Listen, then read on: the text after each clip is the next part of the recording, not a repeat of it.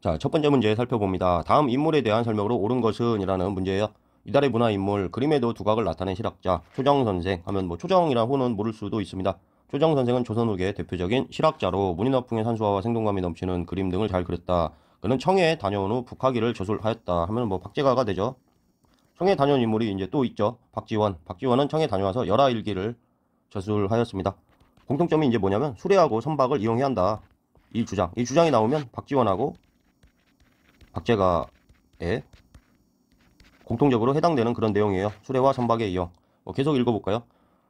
조선사회의 모순을 개혁하고 개혁방을 제시하였는데 특히 재물을 우물에 비유하여 절약보다 소비를 권장하였다. 아주 핵심 문장이 됩니다. 박제가에 대한 설명이죠. 자, 선지 한번 읽어봅니다. 1번 양반전을 지어서 양반의 허례와 분홍을 풍자하였다 하면은 박지원에 대한 설명이 되죠. 2번 북한산 진흥왕 순수비를 처음으로 고증하였다. 계속 반복되는 선지입니다. 김정희에 대한 내용이죠. 3번 서울 출신으로 규장각 검서관에 경조식에 규장각 검서관에 발탁되어 활동하였다. 박제가에 대한 옳은 설명이죠. 유득공, 이덕무 뭐 이런 이름까지 기억을 해 두셔야죠. 4번 과구록에서 토지 매매를 제한하는 한전론을 제시하였다. 성호 이익에 대한 설명입니다.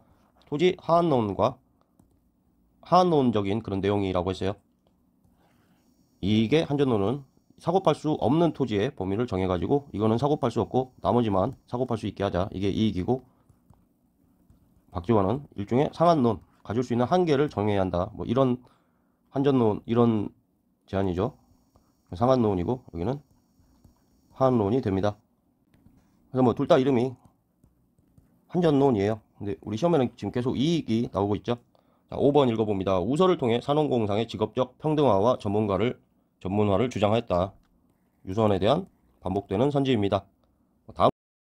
다음 문제 보죠. 가인물에 대한 설명으로 옳은 것을 고르는 문제입니다. 보니까 뭐 성호사설이 나왔네요. 성호사설 하게 되면은 이익에 대한 내용이 되고요. 백과사전식이라고 그래요. 이 책은 땡땡이가 평소 학문을 연구하여 기록한 글과 제자들의 질문에 답한 것을 정리한 백과전서류의 저서이다. 천지문, 만물문, 인사문, 경사문 등등 5개의 부문으로 구성되어 있고 특히 인사문에는 노비제, 과거제, 벌열 등 나라를 해치는 6가지 좀, 육점론이라고 합니다. 성호 이익의 육점론. 성호 이익에 대한 선지를 골라주면 됩니다. 1번 북경에 다녀온 후 연행록을 남겼다.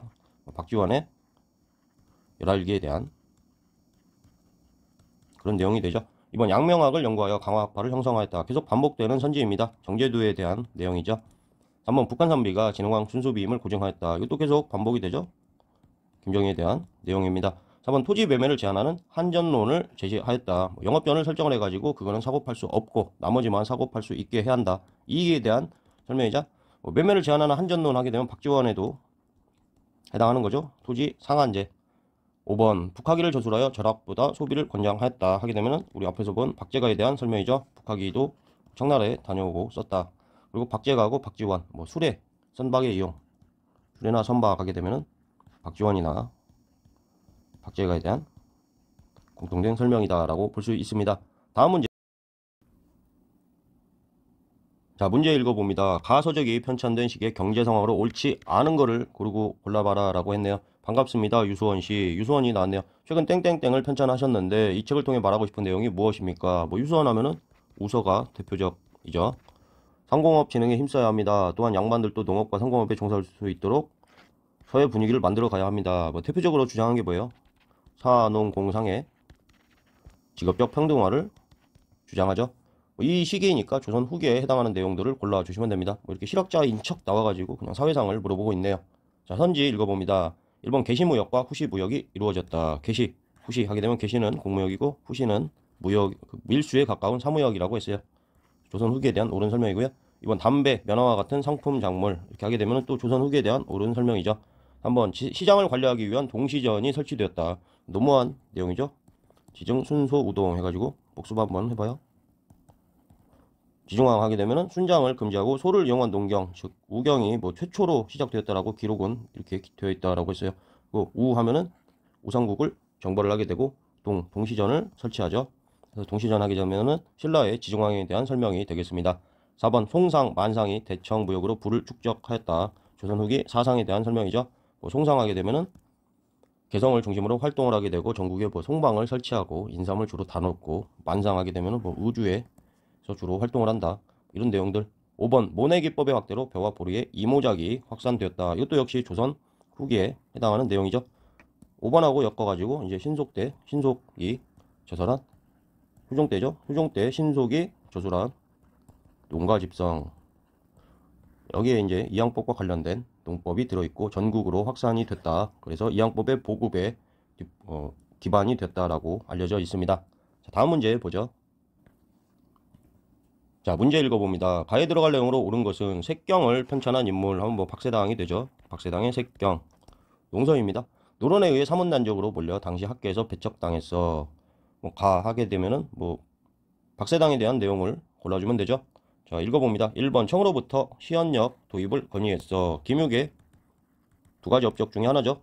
시연역 도입에 기여한 거하고 이제 대동법 확대에 기여한 거. 김용하게 되면 이렇게 두 개를 딱 외워두시면 그 두 개만 계속 반복해서 나옵니다. 2번 기기도서를 참고하여 거중기를 제작했어. 정약용에 대한 설명이죠. 3번 모사와의 발단이 된 조임 제문을 작성했어. 김일손에 대한 내용이죠. 부갑기열 연연중명. 4번 천체 운행과 위치를 측정하는 혼천이를 제작했어. 홍대용에 대한 설명입니다. 혼천이는 이제 조선 초에도 한번 제작이 되고 홍대용도 제작이 돼요. 뭐 뒤에 이제 사진이 나오는 그 문제가 있는데 모양이 약간 다릅니다. 조선 초에 만들어진 건 이제 받침대가 좀 크고 홍대용이 만든 건 받침대가 이렇게 딱 하나 있다. 5번 유학 경전을 주자와 달리 해석한 사변록을 저술하였어. 5번이 옳은 설명이죠. 박세당. 다음 문제 보죠. 자, 마지막 문제 읽어봅니다. 다음 글을 쓴 인물에 대한 설명으로 옳은 것을 고르는 문제예요. 중국의 재산이 풍족할 뿐더러 한 곳에 지체되지 않고 골고루 유통함은 모두 수레를 쓴 이익일 것이다. 수레하고 선박하게 되면 박지원하고 박제가가 모두 주장했습니다. 평안도 사람들은 감과규를 분간하지 못하며 바닷가 사람들은 멸치를 걸음으로 받게 되건만 서울에서 한 움큼에 한 푼씩 하니 이렇게 귀하면 무슨 까닭인가? 유통이 안 돼서 그렇다. 한마디로 표현한다면 수레가 국내에 다니지 못한 까닭이라 하겠다. 도로가 좁아서 수레가 다닐 수 있는 거리가 못 되었습니다. 우리 당시엔 열하일기라고 써 있으니까 뭐 박지원에 대한 설명이 되죠. 박지원에 대한 올바른 선지를 골라주면 됩니다. 1번 양반전에서 양반의 위선과 무능을 풍자하였다 해서 답을 딱 던져줘 버렸죠. 2번 북하기에서 전략보다 적절한 소비를 강조하였다. 우물물에 비유를 했다라고 하죠. 박제가에 대한 설명입니다. 박제가는 이제 서얼이죠. 정조 때 규장각 검소관으로 일했다. 3번 과구록에서 토지 매매를 제한하는 한전론을 제시하였다 한다면 이익이라고 했죠. 토지의 하한적인 한전론이라고 했습니다. 사고팔 수 없는 토지를 영업전이라고 설정을 해야 한다. 4번 우서에서 산업공상의 직업적 평등화와 전문화를 주장하였다. 유수원에 대한 설명이 되죠.